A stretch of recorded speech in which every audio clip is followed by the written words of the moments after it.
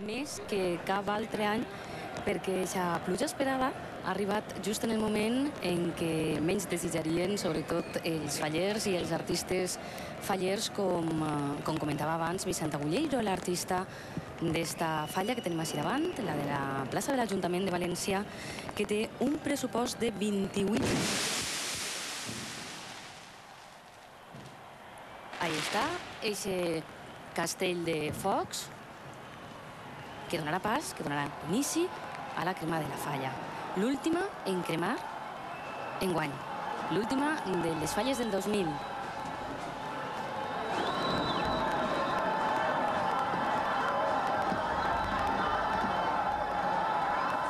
Parlàvem adés amb l'artista faller d'esta falla, Vicent Agulleiro, que és el segon any consecutiu que planta falla així a la plaça de l'Ajuntament de València, i feia 4 anys ell també va col·laborar en un altre projecte que es va plantar així a la falla, i ha sigut enguany ell qui ha comptat amb la col·laboració d'altres artistes, i destaca sobretot la col·laboració de Ramon Espinosa, i tot sembla indicar que aquesta col·laboració ha sigut perfecta. També han intervingut Enrique Burriel i Bartolomé Navarro, així com el fuster Enrique Furió, que han realitzat una escena cadascun d'ells.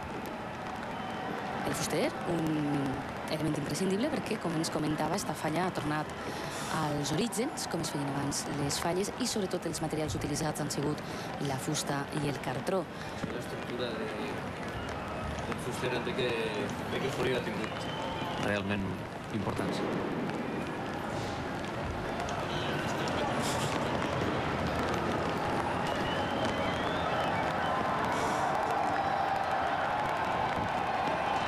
El 90% de la falla està realitzada amb materials tradicionals, els quals han sigut revestits amb suro per a poder moldejar-los i donar forma amb major facilitat.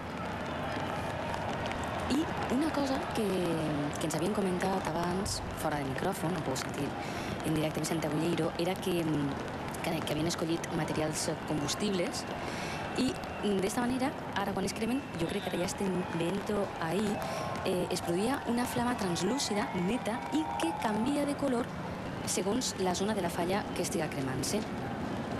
A més, depenent dels materials i del color dels ninots, es produeixen una sèrie de reflexos blavosos, verdosos i groguencs que hem pogut anar comprovant.